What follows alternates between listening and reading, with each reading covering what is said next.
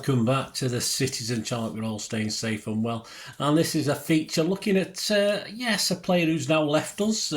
Most of us were reasonably happy that he left us, although it wasn't always like that. A lot of us had some good performances, this guy, and he was stand out for Pep. He seemed a typical Pep player.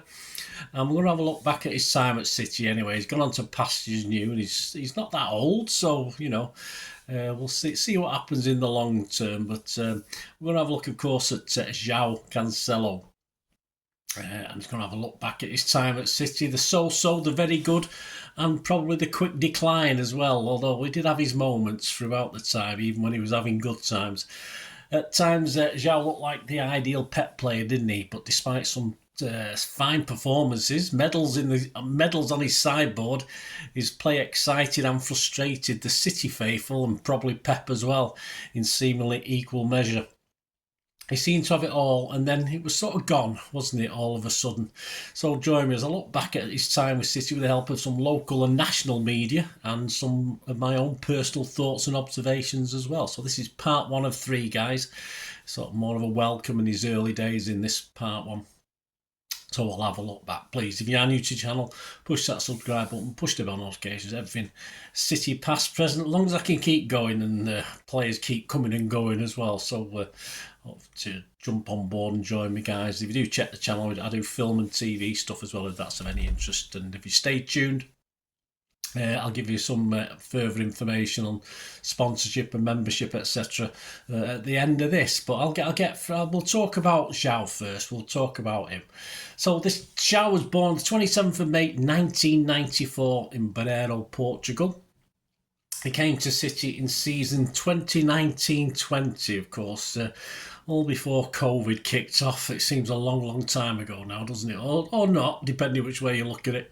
He became Pep's final summer recruit, of course, from Juventus just before the transfer window closed. A deal that would keep him initially at City until the summer of 2025. Of course, there was an extension. He was brought in to compete with Walker. It didn't turn out like that most of the time.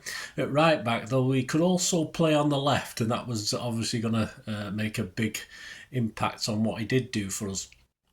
His role in this one season at Juventus gave us insight, I think, to his Pep role. He played in more advanced positions, using his pace in both defensive and attacking situations. So, of course, that's probably what Pep saw in him. A bit of background: his pro career began at Benfica, where he played alongside Bernardo and picked up a Portuguese title. From there, he joined Valencia before going on loan to Inter Milan, and his performance attracted Juventus to make him one of their 2018-19 major signings, teaming up with fellow international Ronaldo. He managed just 1 goal and 5 assists at Juventus, lifting the Serie A title. He said of City when he came, "The way I see football, City are almost a perfect team. This is a great club and I'm very happy to be here. I believe I suit City's attacking style of play." Not in that accent though, unfortunately. Pep said, and certainly not in this accent either, he's going to settle in well. When you play regularly at Juve, an important team, you have the mentality to win, win, win. That is good for our team too. Cancelo took the number 27 shirt.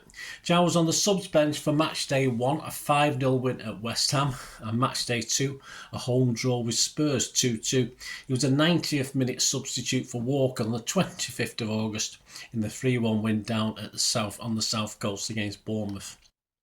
Back to the bench for 2 more Premier League games, and he again replaced Walker in match day 1 of our Champions League campaign away at Shakhtar Donetsk on September the 18th, replacing Walker in minute 81 in a 3-0 win. He got longer in a record-breaking 8-0. Remember that Etihad win over Watford on the 21st of September before making his first team full debut in the Carabao Cup in a 3-0 win at Preston on the 24th of September. His Champions League full debut came on October the 1st at the Etihad in a 2-0 win over Dynamo Zagreb, where he also got his first yellow card. He was booked again in his next game at the Etihad in his first full Premier League appearance as City went down 2-0 to Wolves, and for the first time we saw both he and Walker starting as Cancelo moved over to the left.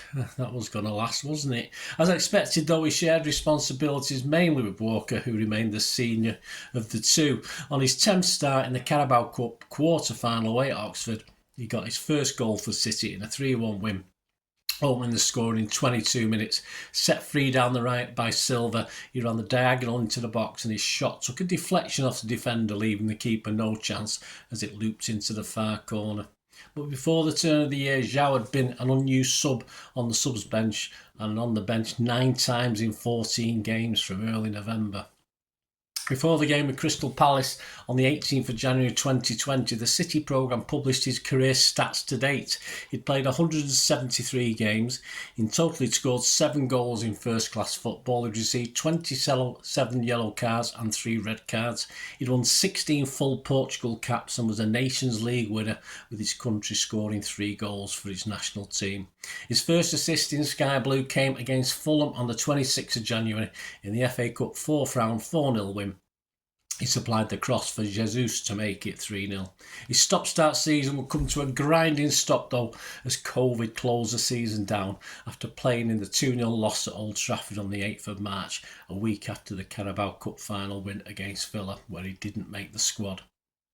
After the resumption of football in empty stadiums, it was more noticeable that Pep utilised him for a handful of games on the left-hand side.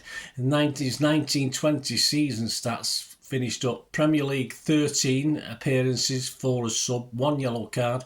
In the Champions League 6 appearances, 2 as sub.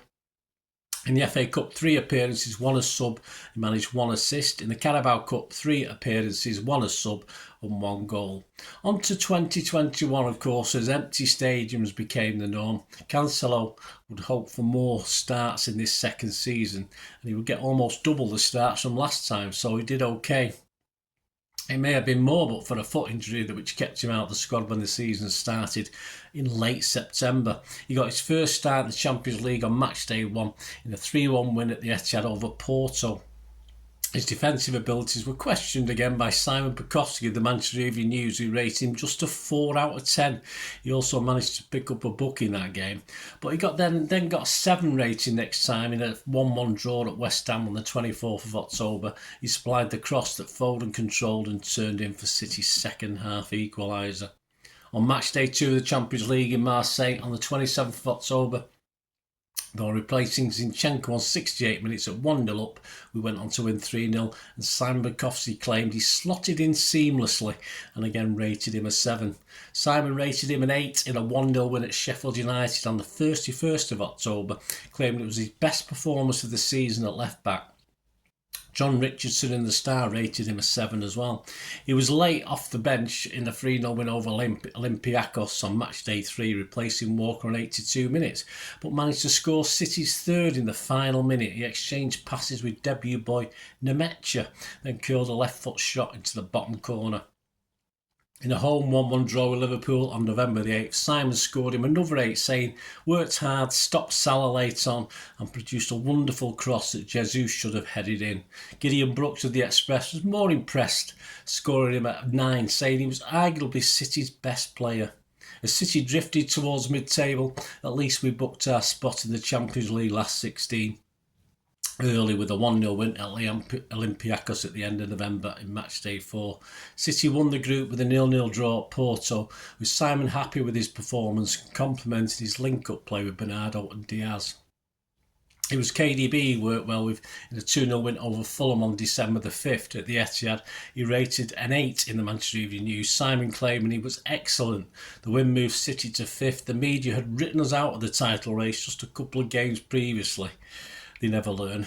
João was consistently rating 7s, but was a clear man of the match in the 2-0 win over Newcastle on a wet, soggy Boxing Day at the Etihad. Simon rated him a 9 and said he was everywhere. A defence-splitting pass for the first goal, made the second, and a threat all night. Joe Bernstein for the Mail rated him an 8. Only Gundo rated higher with Simon than Cancelo's 8 in a 3-1 win at the Bridge on the 3rd of January. Simon claimed he was one of the most important players in the team. As City went on to win within 4 points of United at the top with a game in hand, Cancelo did cool and his defensive capabilities were constantly tested, though he was always a big threat moving forward. As City went 2 points behind United with a game in hand, Cancelo shone defensively though in a 2-0 home win over Villa on the 20th of January. Simon rated him an 8, and though recently unimpressed with Joe's defending for this, he said, excellent at the back. A Foden and Cancelo link-up worked in the FA Cup 4th round on the 23rd of January. He assisted in a 3-1 win at Cheltenham with a nice cross to the back post for Foden to siphon home for the equaliser in the 81st minute. He was a 78th minute sub for Mendy. 3 days later, January the 26th, 2021, he scored and provided an assist in a 5-0 romp at the Hawthorns against West Brom. His long upfield ball found Gundo on the edge of the box, who gave City the lead with a shot into the far corner. Cancelo's goal to make it 2-0 was a lovely loop shot from distance, only awarded after a VAR check, as the line was flagged for an offside in the build-up. Simon rated him a 9 and said, if he can still be considered a right back, he is redefining the role, bursting with creativity, and he took his goal superbly. Jack Gore in the Mail gave him a 9.5 rating, Dave Armitage an 8 in the Star. The win took City top. As City resumed in the Champions League with a round 16, 2-0 win at Mönchengladbach. It was another man of the match performance. Simon said of his 9 out of 10 showing, who needs KDB when he can pick out a pass like this? Quality ball made the breakthrough for the goal. Cancelo had curled a delightful cross onto the head of Bernardo to make it 1-0 after 29 minutes. In the Manchester Evening News analysis, they claimed he'd become City's best player in 3 positions. Well, for this game anyway. 1 as an inverted fullback moving from left or right. 2 in KDB's absence has become chief creator. In 3, he slipped back when needed seamlessly to perform his defensive role to perfection. Just that game, I think that was for. Andy Dunn of the Mirror rated him a 9. With City 14 points clear of United at the top, Cancelo and City had one of their worst performances in the derby at the Etihad on March the 7th, a 2-0 loss with Joe rating just 5 from Simon. The first United goal came from his throw-in and he was bypassed far too easily for United's second. On the 13th of March 2021, at Fulham away, it was his free kick that found Stones loitering with intent to put City ahead in a 3-0 league win. And as City continued their stroll to the title despite the United loss, Cancelo found himself rested, and when he did play, not quite at it. In a surprise 2-1 loss at home to Leeds on the 10th of April, he was at fault for Leeds first, and Simon rated him just a 5. He found himself on the bench for 3 of our last 4 Champions League games, including Walker being preferred, of course, for the Chelsea loss in the final. He was poor again as City lost 1-0 to Chelsea in the FA Cup semi-final on the 17th of April. Simon scored him just a 4 and said he looked worryingly out of form. I agreed, I also gave him a 4 for that one. He started the 2021 Carabao Cup final when we beat Tottenham 1-0 at Wembley on the 25th of April. Simon called it his best performance in ages. He rated him an 8. He was Dave's kid's star man in the Sun. I scored him just a 7.5. But again below par in a quarter-final 2-1 win at PSG on the 28th of April, Simon gave him a 5. He said he had a torrid evening, one to forget. Defeat at home to Chelsea meant the title champagne was put back on ice, but again he struggled, rating just a 5 with Simon. An element of luck with his goal in a 4-3 win at Newcastle, as his blast from the corner of the box took a deflection off a defender to spin round the keeper into the goal on the 14th of May. But a 4-3 win at Newcastle once again, like back in 1968. Gave City the title. In City's last away game, was sent off in the 10th minute when misjudging a long ball. He was adjudged to have fouled Welbeck, who was through on goal. Welbeck went down a little bit easily, but City would lose this 3-2. Joe Bray, the Manchester Evening News, rated him just a 4.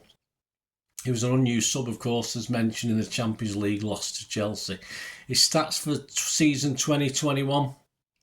Premier League, 27 appearances, 1 as sub, 2 goals, 3 assists, 5 yellow cards. In the Champions League, 7 appearances, 2 as sub, 1 goal, 1 assist, 3 yellow cards. In the FA Cup, 2 appearances, 1 as sub and 1 assist.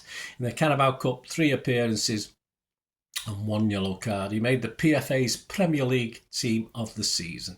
Right, next time out in part 2, we'll have a look at his 21-22 season, which I don't think went too badly, did it? But join me for that, guys. Hope you enjoyed this look at Cancelo's time at City. Please, if you can push that subscribe button, push the bell notification, that'd be fantastic. We have sponsors at the moment. My thanks to P6505. They have a little eBay shop where they sell movie posters and DVDs. There should be a link in the comments section below, so have a look at that, guys.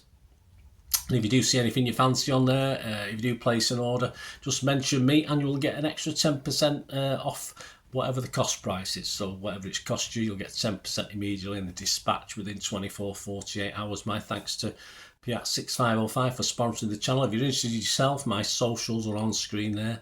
Of course, other ways to support me are just by looking at the ads. Just watch the ads, do something while an ad's on or something like that. Follow a link if you can, that's fantastic. And another way of supporting me is just giving us a like, guys. It's nice to get likes. It's really nice to be appreciated. I hope you enjoy this little look, or part 1 of this 3-part look at Cancelo. And leave us your comments, leave us your memories. The good hopefully. We can all remember the bad, can't we? But we've got some good memories of Cancelo. You made a song for him, didn't we? That was like a Christmas song, but it was never fully caught on, I don't think, around the away grounds and the Etihad. But we tried for him anyway. But let me know your thoughts. It'd be great to hear from him. Till we meet again. Only ever ask one thing, don't I? Please stay safe, everyone, especially you Blues. And until the next time, come on, City. Bye for now.